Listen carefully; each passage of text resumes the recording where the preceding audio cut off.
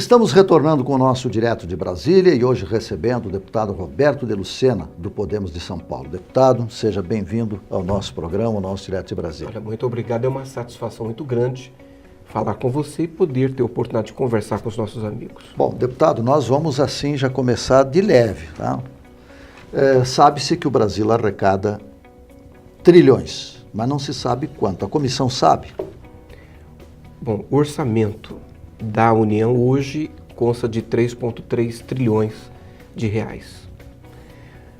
Hoje, nós, evidentemente, em função da crise e da recessão, nós tivemos um comprometimento orçamentário, nós tivemos sucessivas quedas de arrecadação. A comissão, neste momento, ela tem a sua atenção voltada para um detalhe importante nessa construção do orçamento, porque desses 3,4 trilhões, um terço disso é a dívida pública brasileira.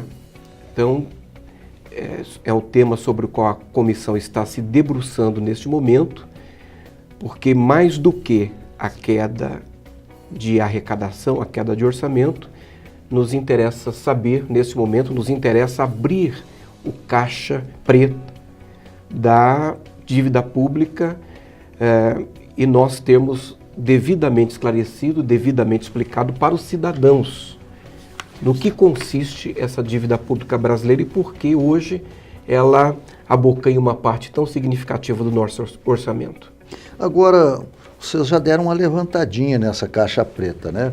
Os representantes da Transparência Brasil, a Auditoria Cidadã da Dívida, o Observatório Social do Brasil, a Operação Serenata de Amor, já deu para ver se existe mal aplicação do dinheiro público?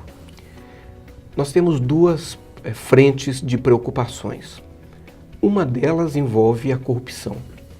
Nós decidimos neste ano que a Comissão de Fiscalização Financeira e Controle não se deterá apenas ao exercício da sua competência, que é exatamente a fiscalização e o controle, mas trabalhará na prevenção. Essas duas frentes. Primeiro, a corrupção. Nós precisamos prevenir. É melhor do que depois, na fiscalização, aplicarmos sanções. É melhor evitar. E a segunda é a ineficiência na aplicação de recursos públicos, na gestão de recursos públicos. Muito do que nós temos no orçamento que não chega na ponta a beneficiar diretamente o cidadão que mais precisa dele através de políticas públicas, não chega até esse cidadão não em função exclusivamente de corrupção, mas muitas vezes em função da má gestão, da ineficiência na aplicação de recursos públicos. Nós estamos atuando, por isso chamamos a sociedade para dialogar com a comissão, para que nós pudéssemos ouvir dessas organizações de controle social quais as dificuldades que tem para fazer esse efetivo controle social. No que é que a comissão pode atuar junto ao judiciário, junto ao poder executivo, junto ao poder legislativo para tirar essas travas.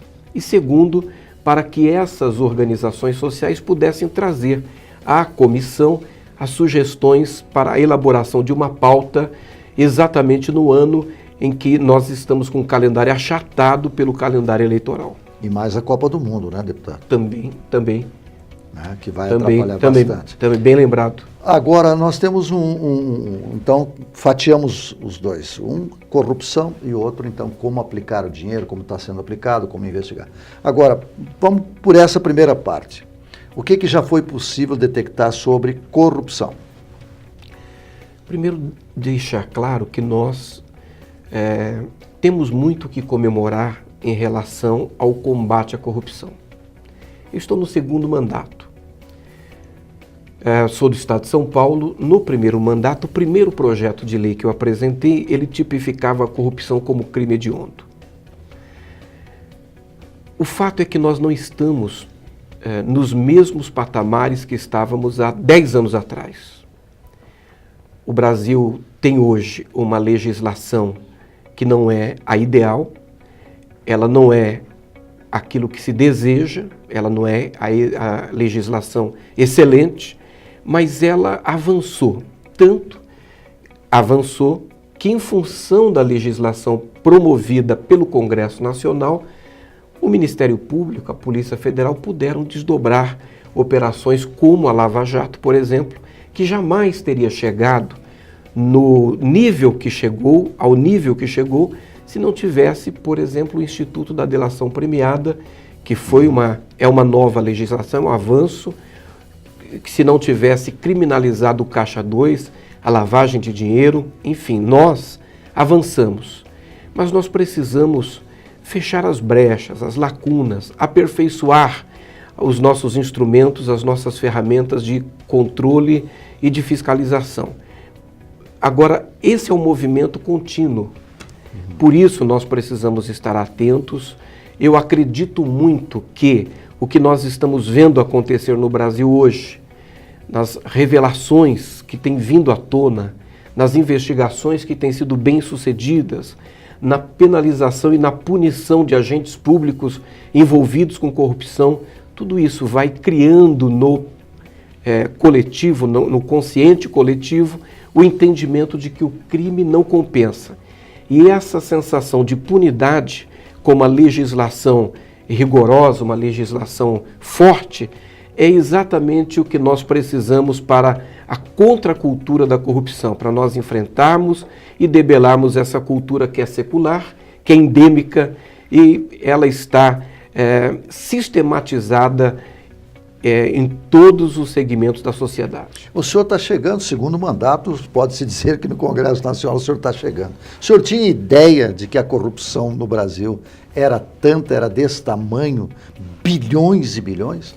Todos nós sabíamos e sabemos que a corrupção já era um dreno horroroso que tirava do coletivo, do recurso que pertence ao povo brasileiro e desviava parte desse recurso através dos dutos da vergonha para as contas e para o controle de algumas pessoas.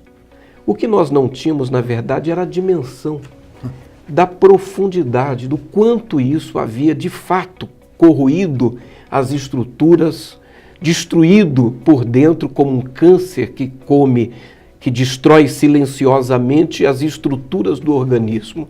Agora, como eu disse, essa legislação que produzimos, que ainda não é perfeita e precisa ser aperfeiçoada, mais a atuação das instituições que estão fortalecidas e são autônomas e independentes, como o Ministério Público, Polícia Federal, Receita Federal, que agem e trabalham conjuntamente. O resultado desta ação é que tem trazido para nós a dimensão exata do quanto o Brasil foi saqueado, quanto ele foi lesado, quanto a população do nosso país foi saqueada daquilo que é o seu patrimônio, o seu recurso e a riqueza que que o povo trabalhador do Brasil produz, gera, e uma riqueza que o trabalhador brasileiro constrói a partir dos impostos, que não são poucos. Sim. Ele trabalha 4, 5 meses por ano para pagar impostos, e destes impostos uma parcela desviada para os dutos da corrupção. É impressionante porque muitas pessoas não têm noção quando se fala que roubou o dinheiro público. Bom, mas o que é o dinheiro público? É o dinheiro que vai faltar depois para a escola, para a educação, para a segurança, essas coisas.